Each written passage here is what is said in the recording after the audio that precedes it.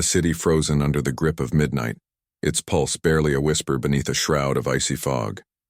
Streetlights flicker like dying stars, casting jagged shadows over empty roads. Somewhere in that stillness, a single window glows, a faint, trembling light spilling from a crumbling office building. Inside, Michael stands alone, his breath ragged, his chest heaving like a storm-tossed sea. His hands clutch a stack of brittle files, their edges curling with age, ink smudged by time. His eyes, bloodshot, wild, dart across the faded words of a report that shouldn't exist. A closed case. A lie. Something's wrong. Something's hidden. And then, a low, guttural growl rips through the silence. Luke, his loyal dog, snaps to attention. Ears prick, hackles rise. The air thickens, heavy with unspoken danger. What's out there? Who's watching? Hold on tight, because this isn't just a night. It's the spark of a firestorm, a descent into a nightmare where truth is a weapon and survival is a gamble.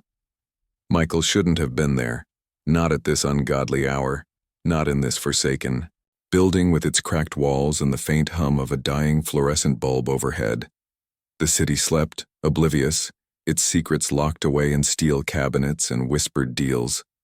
But Michael's mind? It screamed louder than a banshee in a hurricane. He gripped the files tighter, his knuckles whitening, his pulse hammering in his ears. These weren't just papers, they were a Pandora's box, a ticking bomb of a case closed 5 years ago.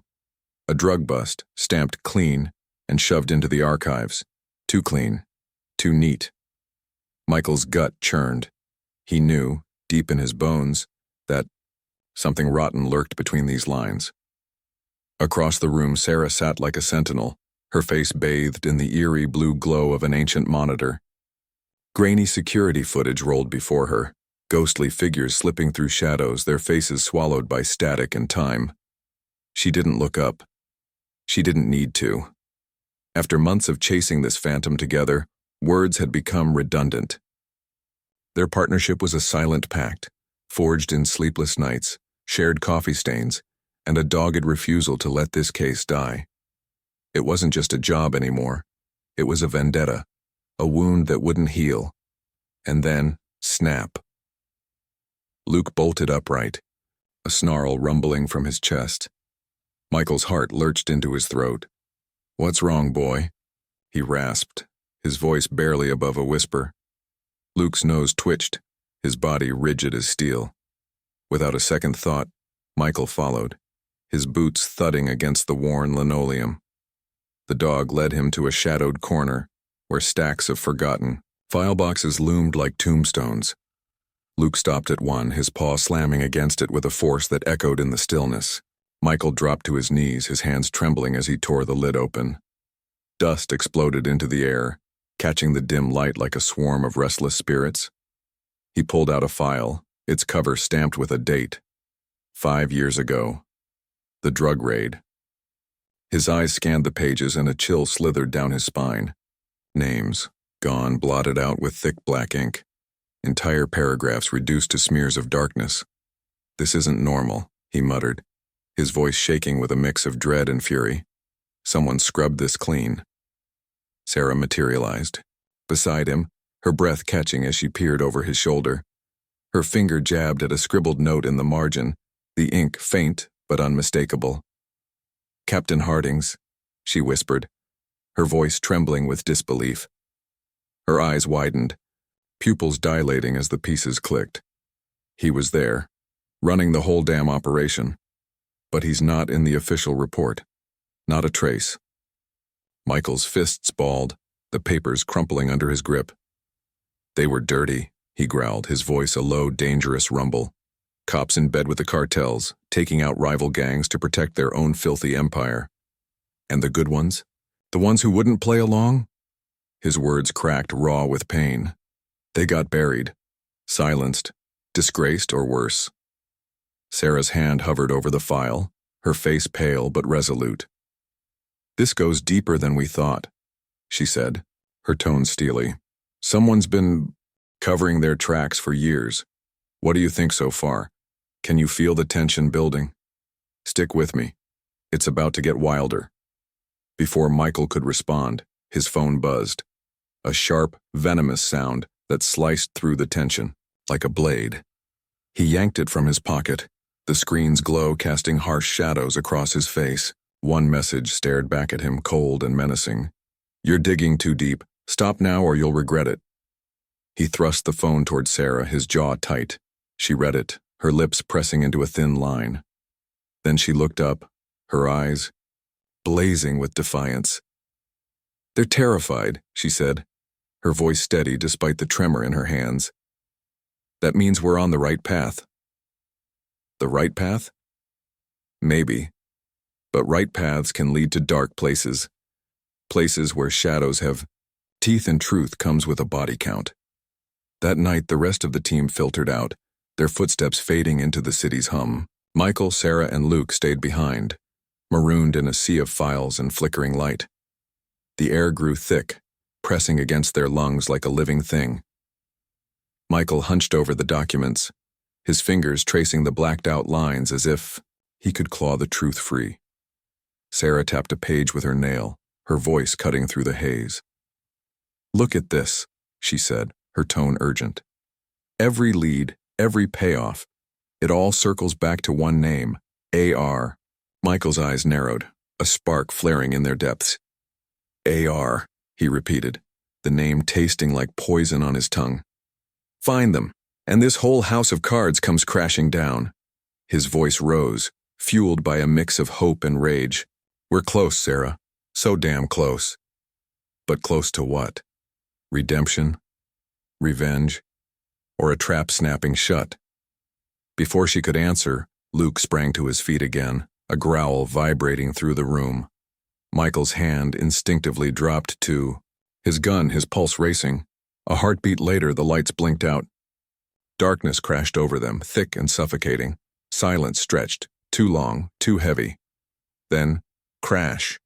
Glass exploded somewhere nearby, the sound sharp and violent. Footsteps pounded, fast and deliberate, closing in. Michael drew his weapon, his breath shallow. "This isn't a power cut," Sarah hissed, diving behind the conference table. Her voice was ice cold, steady despite the chaos. "It's an attack." The door groaned open, a sliver of shadow creeping across the floor. Luke launched himself forward, a blur of fur and fury, his jaws sinking into the first intruder's arm. The man's scream shattered the air as he thrashed, blood spattering the linoleum. Michael lunged, kicking the fallen gun across the room, his heart a war drum in his chest. Sarah snatched the radio, her voice slicing through the madness. "Back up! We're under fire! Get here now!" Another figure burst through the doorway, pistol glinting in the faint moonlight. "Don't move!" Michael roared, his gun trained. On the man's chest, finger twitching on the trigger. The intruder froze, his eyes glinting with a predator's calm. Then, hiss. A canister skidded across the floor, spewing acrid smoke that clawed at their eyes and throats. Tears streamed down Michael's face, his vision blurring as the gas filled the room. Sarah coughed, shoving files into her bag with desperate speed. "We've got to get out," she shouted, her voice hoarse. Michael whistled sharply, and Luke released his prey, bounding to his side. Bullets tore through the haze, splintering wood and shattering glass as they stumbled toward the emergency exit. The smoke burned their lungs, the gunfire deafening, but they pushed forward, bursting into the frigid night air. Behind them, the building groaned under the assault, a beast bleeding out. Can you imagine the chaos? Would you have stayed or run? Tell me later. I need you with me for this next part. Their safe house was a battered cabin deep in the forest, its walls sagging under decades of neglect. A single lantern flickered, casting jagged shadows as Michael and Sarah spread the salvaged files across a scarred table. Names, dates, bank, transfers, a sprawling web of corruption, all pointing to AR. Every revelation tightened the knot in Michael's chest. They had the proof now, enough to topple empires, but at what cost? Exhaustion carved hollows under their eyes. Fear lingered in their shallow breaths, and the weight of their discovery pressed down like a guillotine. Sarah traced a line on a ledger, her voice barely audible. "This isn't just a few dirty cops," she said, her words trembling with the enormity of it. This is a machine. Politicians, dealers, enforcers, all feeding off each other. And AR's the key. Michael nodded, his jaw tight. We end this tonight, he said, his voice a vow. No more running. But the night had other plans. A single gunshot shattered the silence, the cabin's front window exploding inward in a rain of glass. Down! Michael yelled, shoving Sarah to the floor as shards sliced through the air. Luke snarled, teeth bared, his body coiled like a spring. Shadows swarmed outside, dark figures moving with lethal precision. The door burst open and the fight erupted.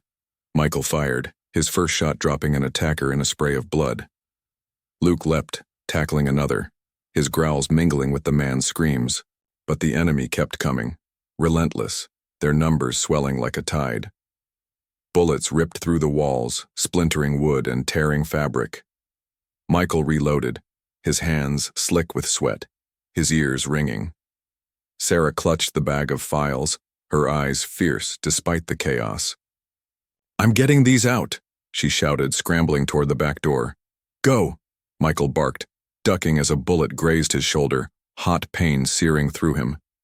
Luke and I will hold them. Sarah vanished into the trees, her silhouette swallowed by the night. Michael and Luke fought on, a desperate stand against an endless wave. Each shot bought her time, each fallen enemy a fleeting victory. Blood pooled on the floor, some theirs, some not. The cabin shuddered, its frame buckling under the onslaught. Michael's vision swam, his strength fading, but he gritted his teeth and fired again. Luke lunged, dragging another attacker down, his loyalty a fierce, unbreakable thing. The last assailant fell, his body crumpling in the doorway. Silence crashed in, eerie, fragile, then faintly the wail of sirens pierced the dawn. Backup. Too late for the fight, but just in time to save what was left. Days bled into weeks, and the story broke like a dam bursting. Sarah had slipped the files to a journalist with nerves of steel, and the truth roared through the city like wildfire. AR, unmasked as Alexander Rourke, a titan of politics with a smile that hid a serpent's heart, fell hard. His empire crumbled, dragging cops, councilmen, and kingpins into the abyss with him. Arrests swept through every level of power, a purge that left the city reeling. The headlines screamed of justice, of heroes, but Michael turned his back on it all. He sat on his porch, the world's noise a distant murmur. Luke bounded through the grass, his coat gleaming in the sunlight, his tail a blur of joy. Michael reached down, his hand trembling as he ruffled the dog's fur. We did it, boy, he said, his voice thick with exhaustion and something softer, relief maybe, or peace. The truth won. Luke tilted his head, his eyes bright and knowing. The darkness was gone, buried in the wreckage they'd left behind. Ahead stretched silence. Not the kind that hides monsters, but the kind earned through blood, sweat, and unshakable will. A hard-won quiet. So here we are, at the end of a war fought in shadows. But I need you now more than ever. Did Michael and Sarah push too far? Was the truth worth the scars, the lives, the nights they'll never unsee? If you were them, staring down a gun barrel, choking on smoke, knowing one wrong step could end it all, would you keep going? I want to hear you. Shout it out loud. Whisper it to yourself or just sit with it for a moment. Because this isn't just their story, it's a challenge for us all. What would you sacrifice to tear the mask off a lie? Tell me. I'm listening.